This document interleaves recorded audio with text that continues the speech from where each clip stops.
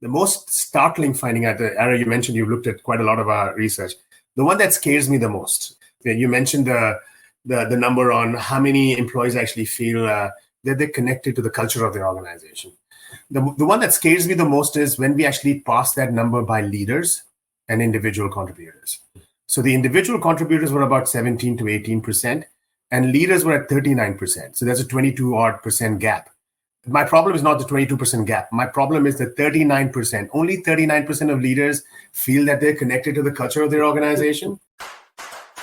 Welcome back, everyone, to the Geeks, Geezers, and Googleization Show, the home of Googleization Nation, where we talk with HR and business thought leaders about the crazy shift going on all around us and explore the disruptive convergence of technology, business, and people. Here are your hosts, Ira Wolf and Jason Cochran. Well, welcome back, everyone, to another episode of Geeks, Geezers, and Googleization. Thank you for being part of Googleization Nation. I'm Ira Wolf. And I'm Jason Cochran. If you think this is just another podcast, think again. We're the voice of the most important conversations on the future of work, confronting business leaders and people today. And as you know well by now, our goal is to bring you ways to reimagine tomorrow and explore the ever-changing convergence of business, technology, and people. Googleization Nation, brace yourselves, because this week we're diving deep into the murky and tumultuous waters of, drumroll please, organizational culture. Before I go any further, let's start with the definition of culture. Something, it seems, has been studied to death, and yet we don't seem to be any further at figuring it out than we were when I entered this industry 30 years ago. But I read something from a recent article from today's guest. Culture is how we do things around here. My description is this. It's an invisible glue that either holds an organization together or it turns it into a crumbling cookie.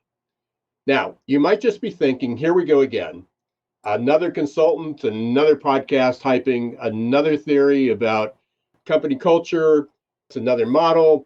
Well, you're going to want to keep listening because we've got stats and facts from one of the leading authorities on employee engagement and culture in the world. According to Gallup, only 2 out of 10 employees, feel strongly connected to their organization's culture. That's right, 2, as in you can count them on one hand and still have fingers left to snap along to your favorite song. And if you think that's shocking, McKinsey tells us that 70% of transformations fail. And can you guess why? Well, 70% of those failures are due to culture-related issues.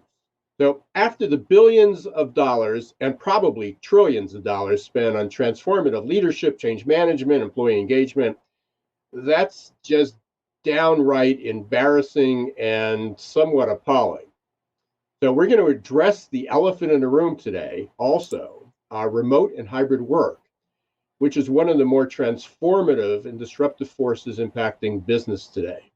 But thankfully, Gallup is all over it, and we are grateful and humbled to have Vibhas Ratanjee, Gallup's senior practice leader, with us. We're going to be talking about what's the deal with all these culture change programs that seem to go wrong. But before we bring on Vibhas to the Googleization stage, let's jump into the perfect labor storm, where each week we focus on a disruptive, surprising, or worrisome trend that we believe you should know. So this survey just found its way into my inbox this morning, and it seems quite fitting for today's episode. The idea that work sucks is everywhere. There's something that's called the Joy Barometer, and the Joy Barometer survey asks one question. Overall, how joyfully do you feel you are living at present? Using a scale of 0 to 10, where 0 means not at all. Well, 66% of the respondents said 7 or less, and 1/3 was 5 or less. Very few people gave it 8 or higher. Now, this is consistent with something you've heard me quote many, many times, the Gallup State of the Workplace Survey, 2023, which indicates that 6 in 10 people are emotionally detached at work, 60%. and 18%, almost 1 out of 5, are miserable. Only 23% are thriving at work. 59%, yes, this is still a thing, 59% are quiet quitting, and 18% are loud quitting. And get this, 51% of currently employed workers say they are watching for and actively seeking a new job, more than half.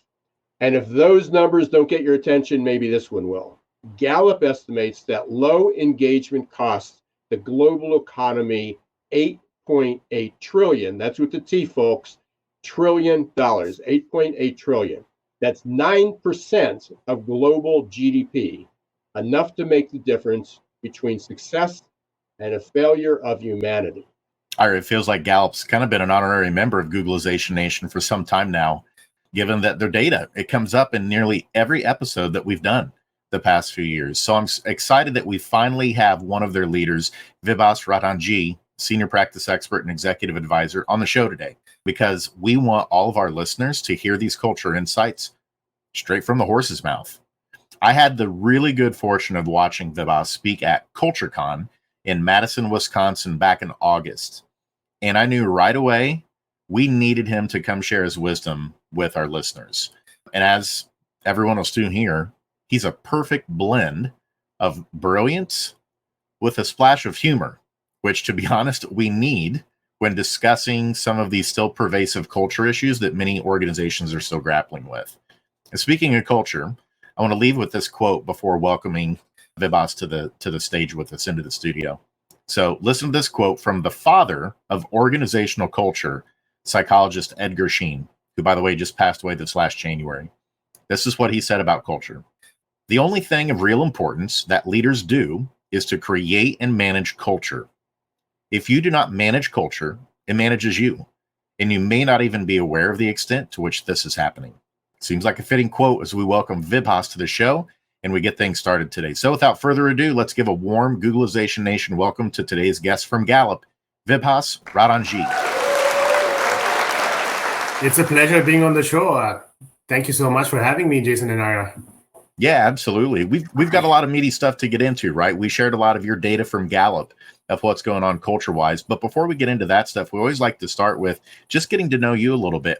Why did you really start getting interested in organizational culture? What was your path that got you here? I've been doing this for a fairly long time, almost 25 years. And my beginnings was actually in advertising. I did my graduation and post-graduation in advertising and knew very soon that what I was really interested in was human behavior. And went on to market research and did a lot of that work for a time. And then for the past 23 years, I've actually been working with Gallup. And I think, as you mentioned, Gallup is the primary source of insights when it comes to human behavior. So I think it made perfect sense. Along the line, I actually worked in driving in organizations a culture of service excellence. I was doing a lot of work around service excellence and defining service values that went on to helping organizations define their purpose and value statements and so on. And that naturally led to kind of culture, which is such an interesting topic. And like Ira, you said, there are probably as many people, as many definitions of culture as there are people trying to define it. So I think it tends to be such an amorphous, superfluous concept, but it requires a lot of definition for leaders to be successful. So I've been kind of a culture nerd for, I guess, more than 20 years. That's great. And to come from the advertising side, I'm sure today, a lot of our listeners, you're going to get some advertising verbology and ways to create your culture to advertise to prospective employees, folks that you're trying to attract. Absolutely. And one of the things that Ira and I, we sometimes hear from other guests, but we also hear from folks that we just chat with. Sometimes they're shocked when they hear these data on how bad we're still struggling with culture across the board. There are many organizations that are doing it well, but the data are pretty clear that there's still a lot of organizations struggling with it. So I guess maybe to kind of kick us off here is, tell us why are we still struggling so much? Can we really trust those data when we have people that are saying, I don't think things are really that bad still in organizations? Right. You know what? The presumption is that since the pandemic, that the pandemic caused everything, the decrease in employee engagement and so on. And we've had some dramatic shifts in terms of way we work, with hybrid working being such an important shift we're seeing. We do a larger research. Of course, we do a lot of work in the workplace area, but at Gallup, we do a poll in 150 countries. And similar to Ida, you talked about the Joy Barometer. So we actually, in 150 countries, measured something we call the Negative Experience Index. And this is experienced negativity, whether it's sadness, worry, anger, loneliness, and so on. The number right now globally is close to about 33% of those negative experiences. Now, you might say, oh, well, of course, the pandemic, it's just been so tumultuous. But the rise of global unhappiness predates the pandemic. It's been rising for a really long time. And so is employee engagement. So these are not new. These are factors that have been part of the workplace and humanity for a very long time. It's what you do about it. It's how you kind of create a difference. A lot of companies do employee surveys, of course, to gain some insights around what the employees are doing. But there's a knowing and doing gap, right? You know everything. You kind of do the survey, you put it on the shelf, and then you revisit it next year when it's time to do the survey again. A lot of our work with organizations, best practice companies, it's translating insights into action. That's a leadership responsibility. So, Vibhas, and it might have, you have so much data, and I've downloaded so many reports that you have, and I cite them often. So I might conflate a few of them here. But one is, if I'm correct, when we're talking about unhappiness or we're talking about disengagement, some of the questions that were asked were you angry yesterday? Were you stressed yesterday? Did you have physical pain yesterday? So these are some very, very basic questions. We're not, they're not deep and they're not complex. It's like, hey, did you hurt yesterday? Did you feel stressed yesterday? Did you feel anxious yesterday? Did you feel angry yesterday? Am I correct? Those are the questions that go into this happiness.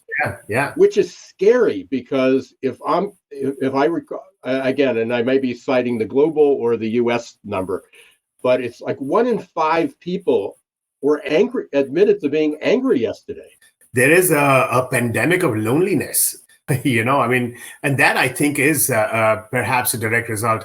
And I do a lot of work in healthcare, and when you look at those people who are actually actively working, but there are ways in which you can mend it. I remember working for a hospital system who, during the peak of the pandemic, obviously you can imagine the healthcare workers being so stressed out and everything we mentioned, loneliness and anger and denial and all of that, right? But there was one company I worked with, one organization who tried to put more of a positive focus. And, in healthcare, they do a lot of rounding and huddles. And this particular hospital system did huddles, but they call them hope huddles. So instead of talking about how many people kind of got on ventilators in the peak of the pandemic, they actually met for 15 minutes in the morning and talked about those folks who got off ventilators, and they call them hope huddles. So I think having kind of an appreciative mindset is critical, because there's a lot of bad news everywhere. But focusing on solutions requires a strengths-based positive mindset and behaviors. So as organizations, if you're actually articulating not just kind of what I call not the root cause analysis of failure, but defining the root cause analysis of success. So all that bad news, there's a lot that organizations and leaders can do about it. The most startling finding out, Ara, you mentioned you've looked at quite a lot of our research. The one that scares me the most, you mentioned the number on how many employees actually feel that they're connected to the culture of their organization. The one that scares me the most is when we actually pass that number by leaders and individual contributors. So the individual contributors were about 17 to 18%, and leaders were at 39%. So there's a 22% gap. My problem is not the 22% gap. My problem is the 39%. Only 39% of leaders feel that they're connected to the culture of their organization. I expect that to be 100%. You shouldn't be a leader if you don't know how you're defining, listening, and creating a connection with culture. That surprises me and that shocks me. So the job really is to start with leadership to make this work. Don't look at employees and say, you got to change your behaviors and you got to show up differently to work and show up and work differently with the hybrid environment. I think leaders need to really look at their own perspectives and how they drive performance and cultural belonging. Yeah, that's like looking at the survey, and again, it's a congratulations, and it's a steep lift. It's a heavy lift for these organizations.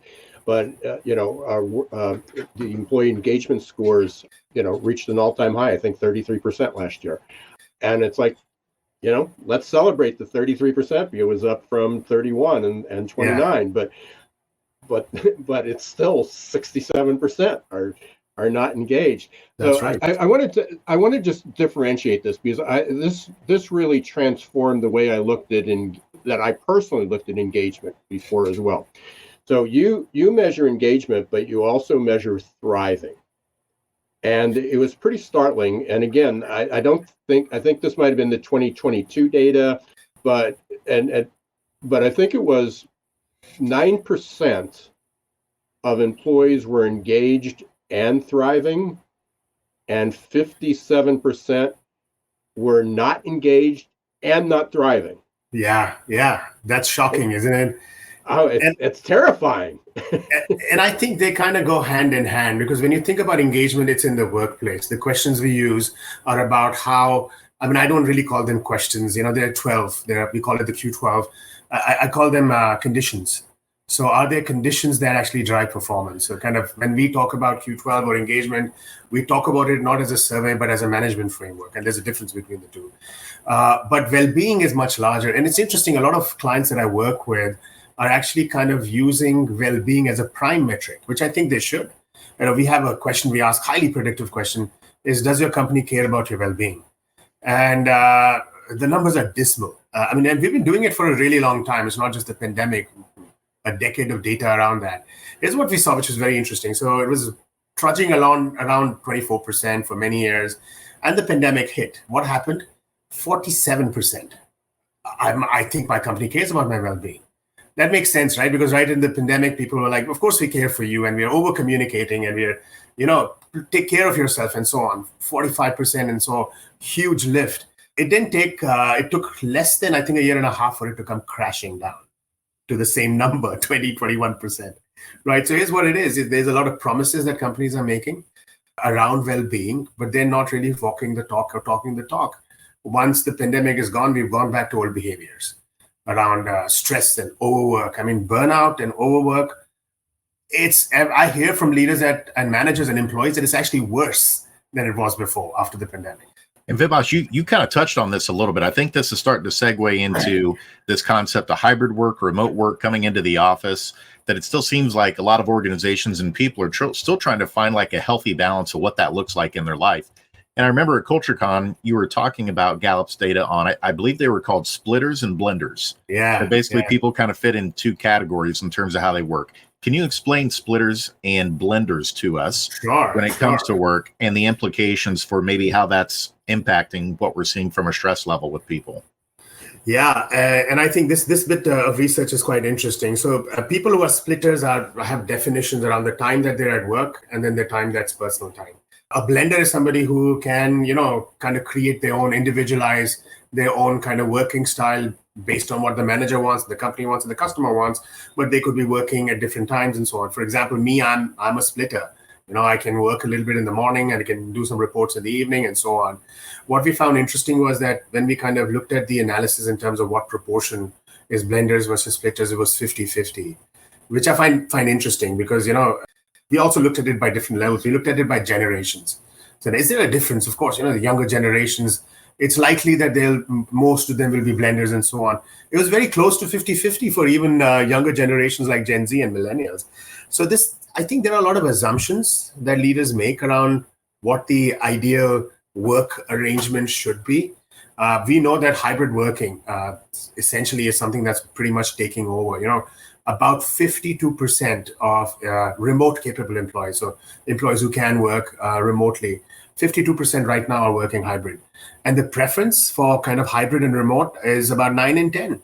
9 in 10 employees, remote capable employees. Of course, we're not talking about those who have to be on site, like healthcare professionals or manufacturing and so on. But about 9 in 10 do want, to work either in a hybrid or a remote preference. But I think a lot of leaders want them to come back to work, So that there's the other kind of issue and friction there. But it's, you got to move away from rules to reasons. The right question is not this is the rule and you've got to be there because that's the rule, that's the office policy, and that's the way we roll now. what are the reasons why people actually want to work in a hybrid environment?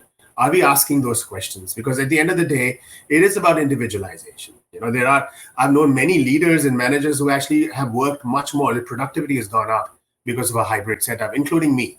And I spend most of my time with clients anyway, so I'm traveling a whole lot. So I think leaders, instead of that insistence of office policy, I mean, there can be an exception policy, of course, but the rest of it is individualization. So I think the whole thing about asking questions to understand, are you a blender or are you a splitter? How can I individualize, how you work? The question is not, do you walk into work? The question is, how can you be most productive, irrespective of where you're working and how you're working? I don't think those questions are being asked because there's a preference for some people to grab and get more people walk through the doors.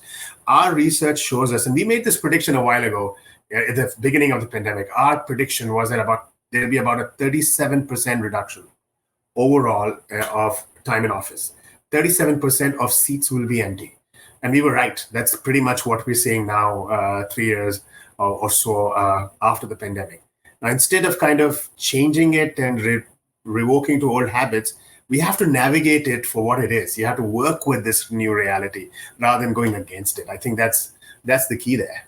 I love the individualization part. And I can just speak from my personal story and journey in this change of work environment of the answer for me is it depends whether I want to be in an office or whether I want to work from home. My context is I have 4 boys under the age of 9. And so there's days where it can be really challenging when they're all here at home to be able to get work done because of the number of distractions. But on that day, I've got to be a blender, right? It's like, okay, I'm going to do a couple of hours of work here. Then I got to do some stuff to help the family, help the kids. Then I'll get back to work. So it's kind of more of a start and stop. Most days, my preferred mode is once I get going, my focus and attention, I'm more like an aircraft carrier. It's like, let me keep heading that direction without paying a mental tax of shifting back and forth. And I can't help but think, as you were just sharing the difference between splitters and blenders, if maybe there's some people that, they do like a lot of the freedoms that comes with it. I do, of working remotely. But it can be a challenge, too, on certain days when there's things that, are work disruptions. And so then that means later on in the evening, then that's when you got to play some catch up. And I can't help but think that those are some pretty big factors that certainly not my experiences and everyone else's, but at least for people that are in this demographic of young parents, I'm guessing they would share probably similar stories as to how it's been challenging trying to have your foot in both waters. And we have the data to prove it because we know that hybrid employees right now are the most engaged in terms of engagement with the organization. Guess who's the least engaged? On-site. Least engagement overall. So hybrid is kind of the new way. We did some research to kind of figure out, so what is ideal hybrid? And that was interesting because we kind of obviously measure engagement to see, okay, number of days and, how many days is actually peak. And we found out the magic number is 3. If you actually have 3 days on-site and if you're hybrid, that seems to have the most impact on engagement. And there are 2 days you want to avoid. You want to avoid manic Mondays. That doesn't work if you're in the office. You want to avoid freaky Fridays. They should be more like flexible Fridays, if you may. So Tuesday, Wednesday, Thursday, hybrid. But here's the key and here's the kicker. It's not about kind of saying, okay, hybrid, we'll let you be in the office and for 2 or 3 days and that's good enough. You can work from home for the rest.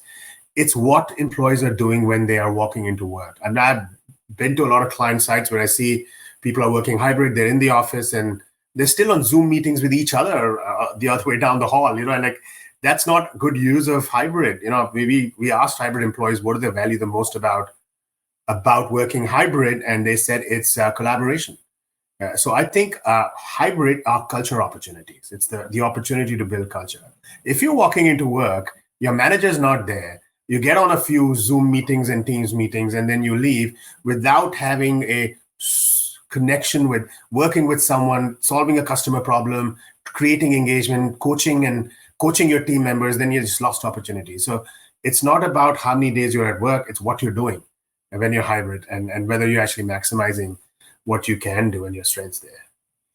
I love that you said that, Vibhas, because I was at a conference a few weeks ago, or actually a few months ago now, and I was speaking, and I shared that the story. We were talking hybrid engagement. We talked about the basically culture, And somebody came up to me and said, I walked into an office yesterday and walked down the hallway, and I was shocked. There was no one there.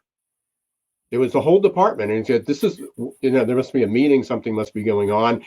And until she heard a voice, and she looked and she saw there was a door crack and somebody was on the screen. All 10 rooms were occupied with people talking to each other in the office on Zoom meeting. Yeah. They were still in their office doing that. This whole debate about engagement and hybrid work, and you can't develop that. I said this before. I said it put management and leadership to the test. Mm-hmm. And frankly, similar to what we're talking about, is like the pandemic didn't cause these low engagement scores and low thriving scores and high negative happiness scores.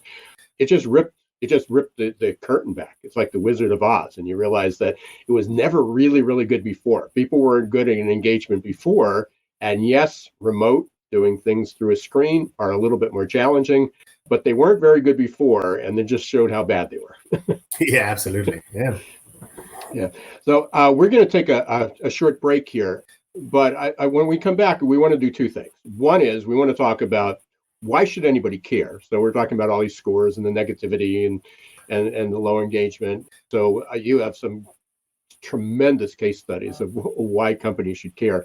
But the other thing is, we a couple of weeks ago, we've been interviewing a lot of people. My focus recently has been, a part of my focus has been on the neuroscience, what we've learned about our brains. And a lot of the things that we learned were myths. And we continue to manage according to myth rather than fact.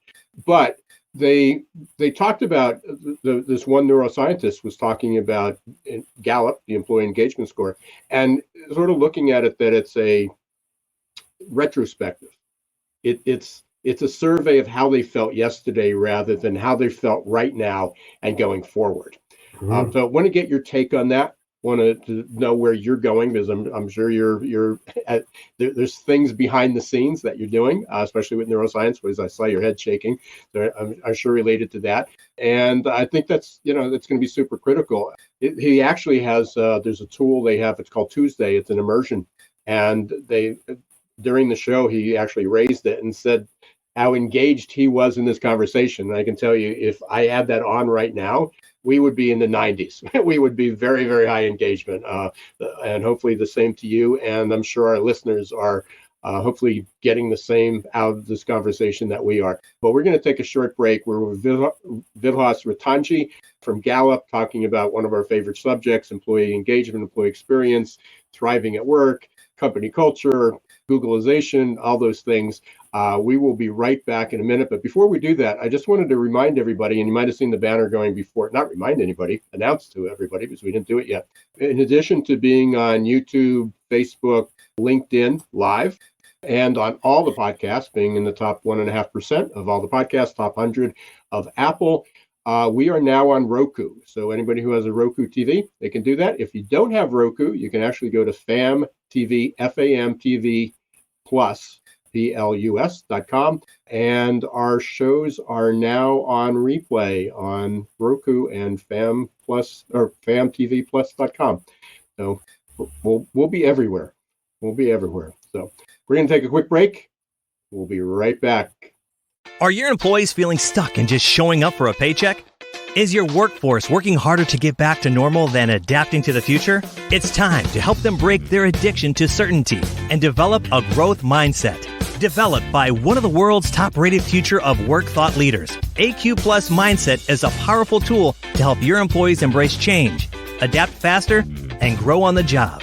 Conveniently delivered to any smartphone or laptop and easy to digest 5 to 10 minute lessons.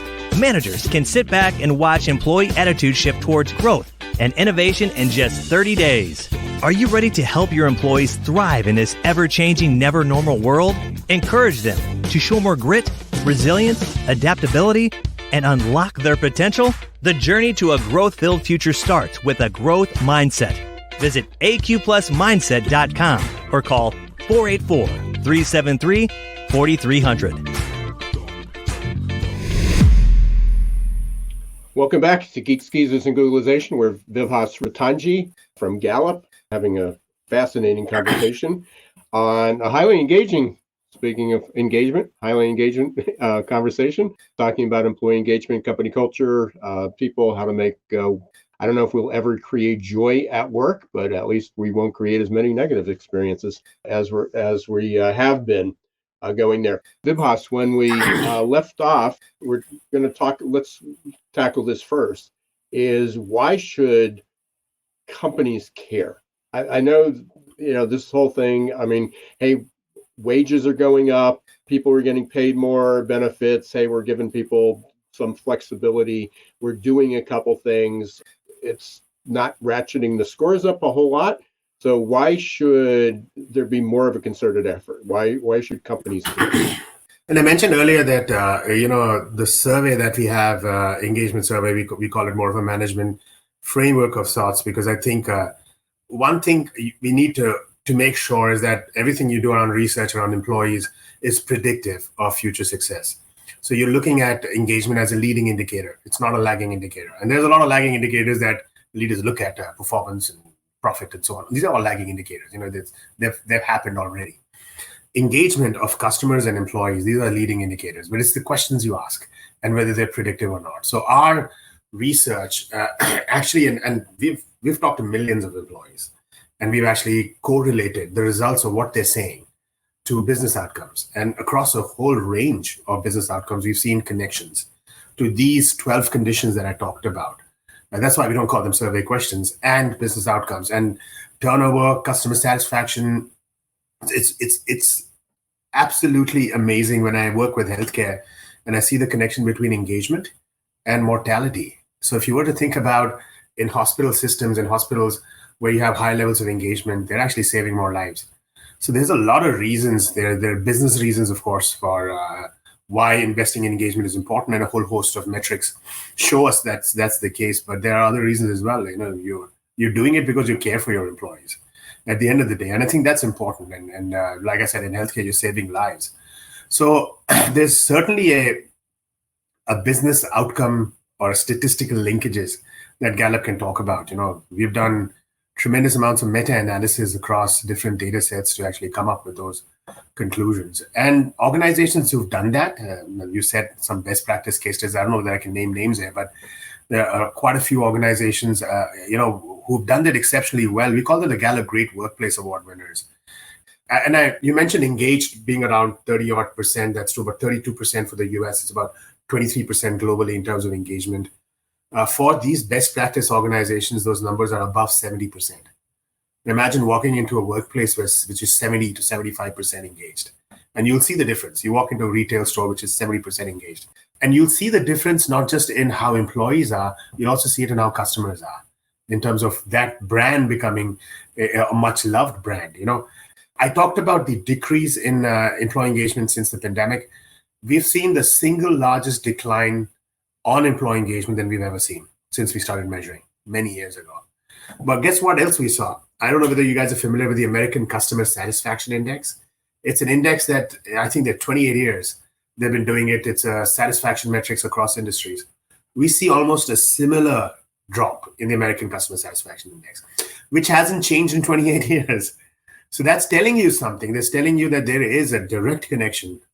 And our research at Gallup, we've done a lot of that. There's a direct connection between employee engagement and customer engagement. But the one part that gets overlooked is the role of the manager in driving that. So what we're really saying here is, if you want to drive outcomes, performance, and customer outcomes, focus on your managers. Why? Because they create employee engagement. 70% of the variance on employee engagement is the manager.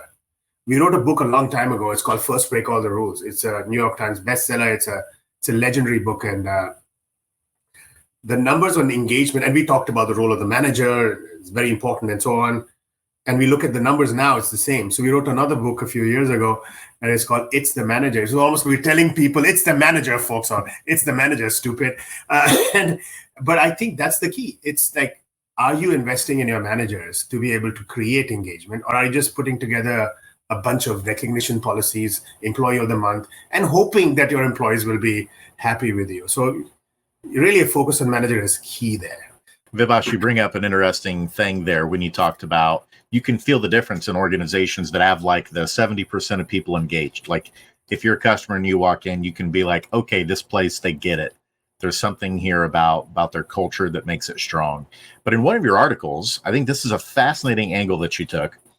Sometimes maybe organizations may overemphasize a particular aspect of their culture, and there's an unintended consequence from just focusing on that one aspect of the culture when there might be some other ingredients that they need to focus on. And the example you gave was of a professional services firm that was highly collaborative. So that part of their culture was like A+ outstanding. But because they were so narrowly focused on being a collaborative culture, Gallup found that in the work that you're doing with them, you found that they were really struggling with adaptability, with agility, with the ability to make quicker decisions because they were overdoing maybe the collaboration piece too much. So can you speak a little bit to us in terms of engagement and culture, how they're intertwined? Yeah. How is it that sometimes we might actually overdo our strengths in our culture and not pay attention to some of the other things that are important that we need to improve? Yeah. And yeah, that was a great case study in an organization we worked with. And I kind of call it the push and pull of culture, because culture is very complex and it's nuanced and it's multidimensional. It's not, I mean, typically when leaders talk about culture, they talk about the core values. Like this is who we are, this is how we operate and so on. And culture is a lot more complex than just a bunch of words on a wall, you know. It's behaviors we're talking about. And with this organization, it was interesting. Besides that, there were many other elements at play. You won't know those elements unless you actually go in and study culture in an organization. So the first step is actually to we call it a culture audit, to kind of go in and say, hey, what's your culture about? What it is and what it's not. And you'll find a lot of great insights just asking great questions about your culture. Not just asking great questions. That's something that leaders don't do enough of, is immersing themselves in the world of the employee and the world of the customer. I think there was some research. I wrote an article on this a while ago where I think CEOs spend less than 3% of their time. It was a Harvard Business Review article with customers. Now that's shocking, you know, because the higher you go on this hierarchy, the far further away you are from the customer and you're dealing with whatever you're dealing with. So I think the push and pull of culture, you need to be able to understand that nuance.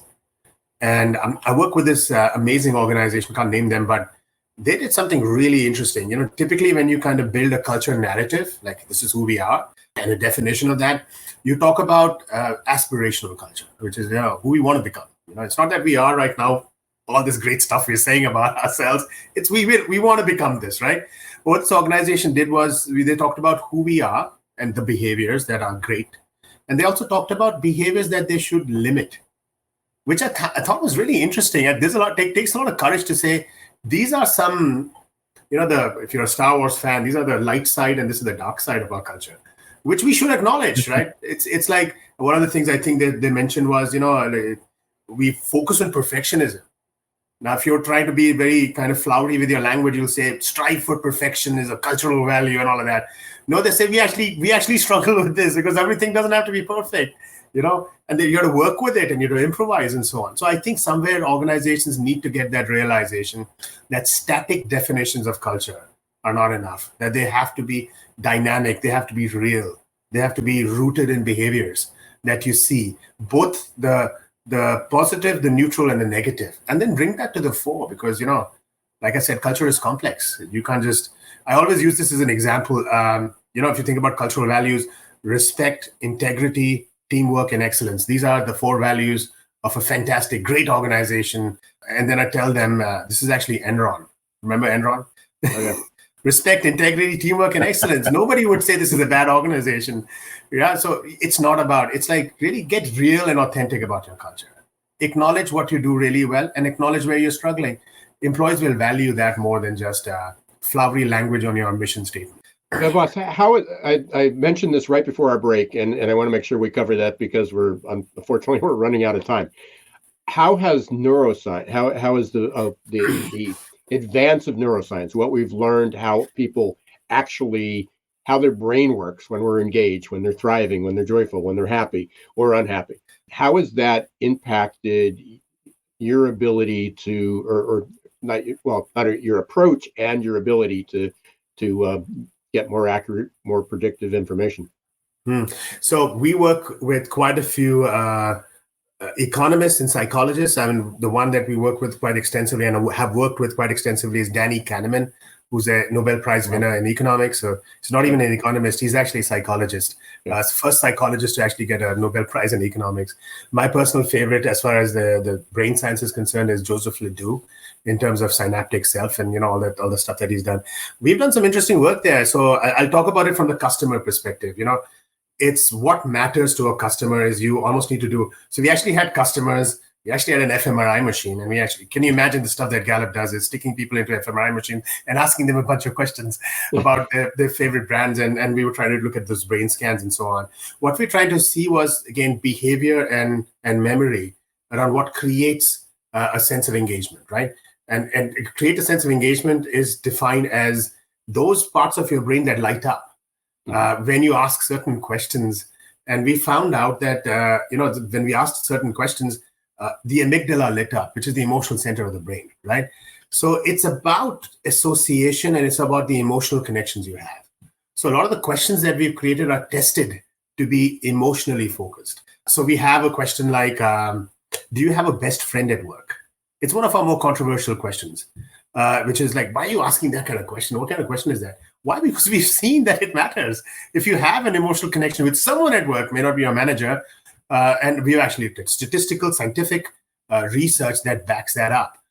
You'd rather ask that question than a question like, do you like the food in the canteen?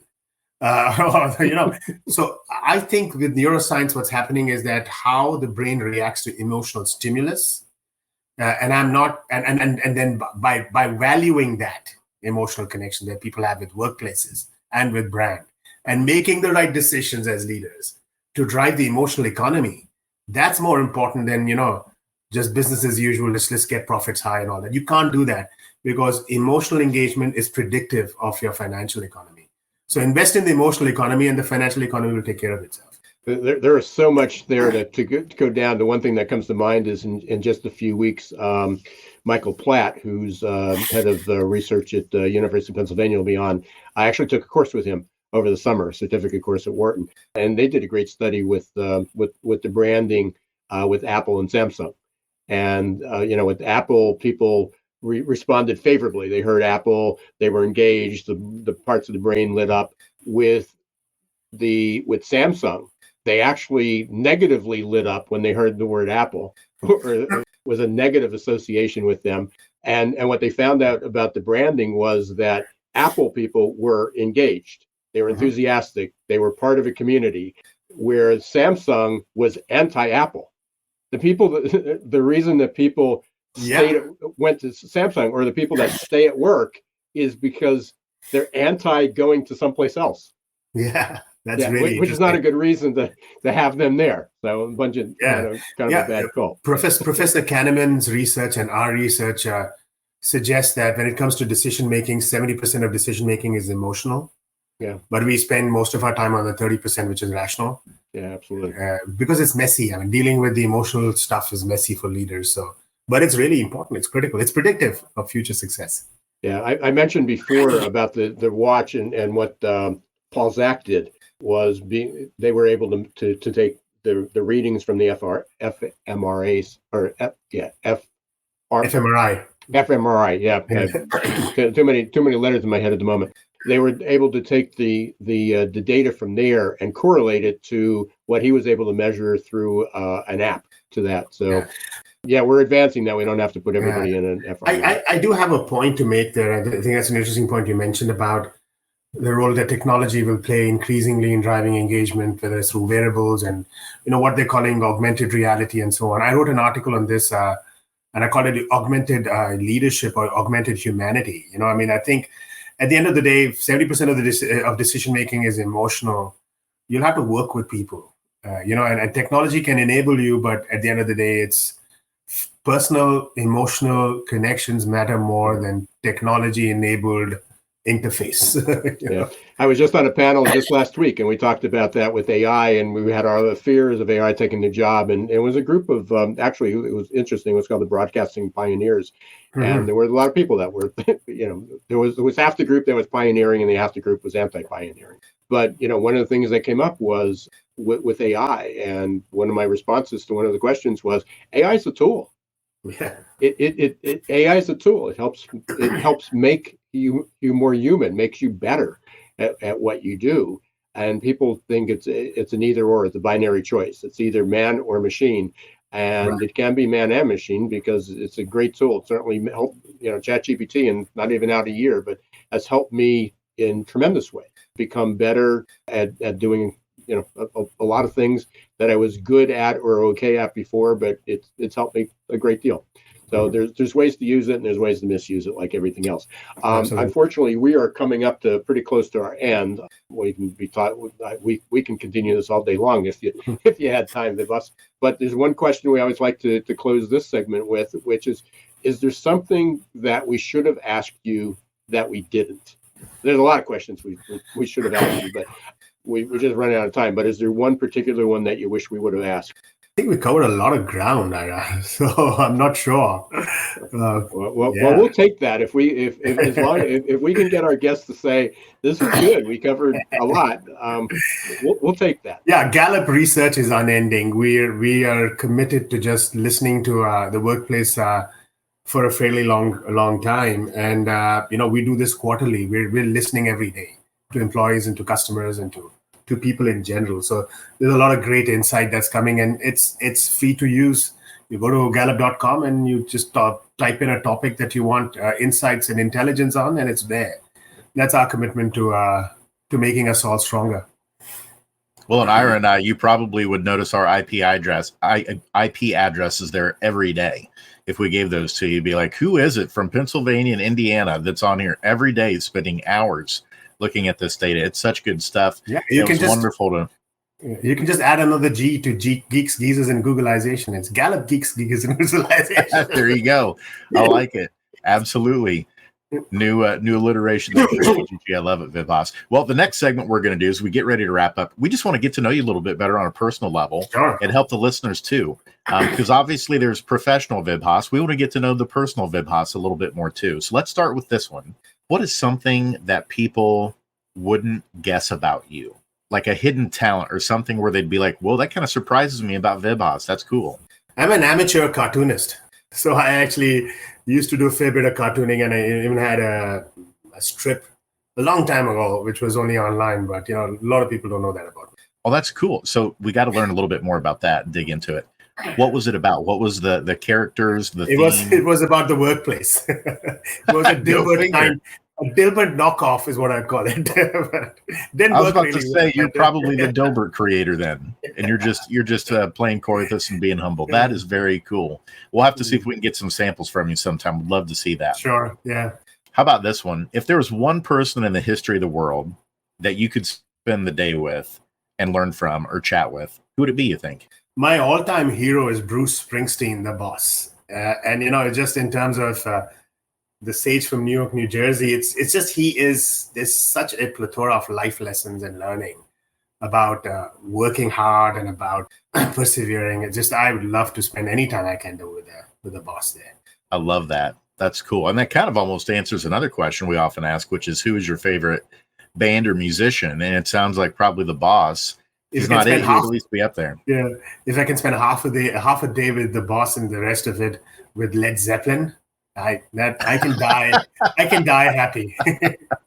I love that. Led Zeppelin in their prime, not the way they are now. Led Zeppelin in their prime.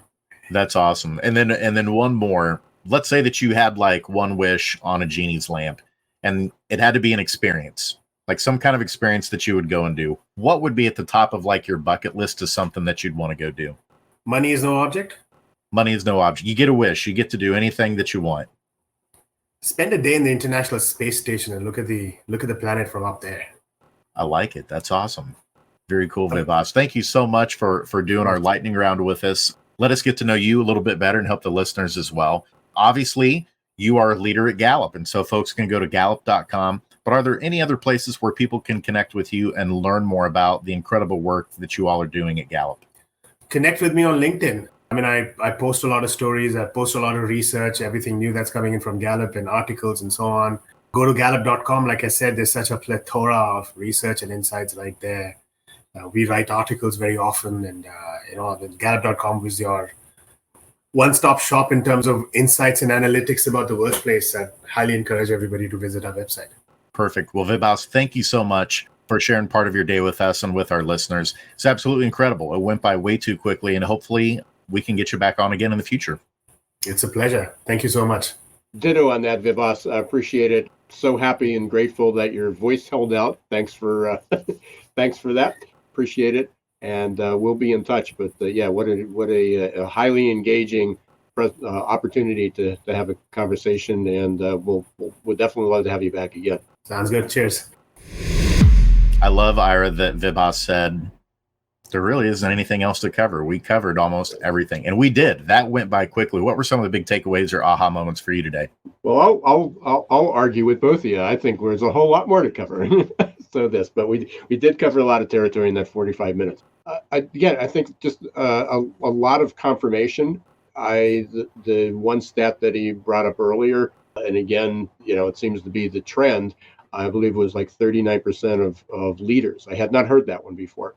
Only 39% of leaders are actually engaged, with their culture, which is just shocking. And it's like, hey, it was 18% higher than the employees, but how could you possibly, have almost 6 out of 10 leaders not engaged? Yeah, my hypothesis is maybe they're so busy with the other stuff that they don't get to the culture, but it's like you need to reverse. You need to get the other stuff set first. Otherwise, eventually you're going to burn out and things are going to crash down if you don't have the good, solid foundation set. Yeah, leaders lead. Right. The other part to me that was really eye-opening today, too, is when we're talking about return to the office mandates. And Vibhas was talking about how, sadly, what those mandates look like for an employee in a lot of industries is they go into the office, they shut their door, they hop on their computer, and then they're on Zoom calls for most of the day. It's not like there's this rich collaboration, this rich person-to-person connection type stuff that's going on, which are the real reasons to get people on a hybrid schedule so that you are doing that stuff. It's because leaders just want people under their thumb when it gets down to the brass tacks. It was just interesting to hear him lay it out as most of these places that are doing RTO, their people are coming in, and it's not like they're engaging or getting any kind of additional value whatsoever.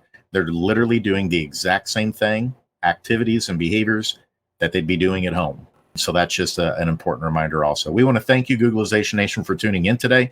If you haven't liked or subscribed to the podcast on your favorite podcast platforms, please do so. We're also on YouTube. Give us a follow on Instagram as well. And until next time, I'm Jason Cochran signing off. And I'm Ira Wolf. Remember, you can also now watch us on Roku or famtvplus.com, either one. Thank you for being part of Googlization Nation. And until next week, don't let the shift hit your plans. Thanks for listening to Geeks, Geezers, and Googlization. This show was produced and edited by Hilton Productions.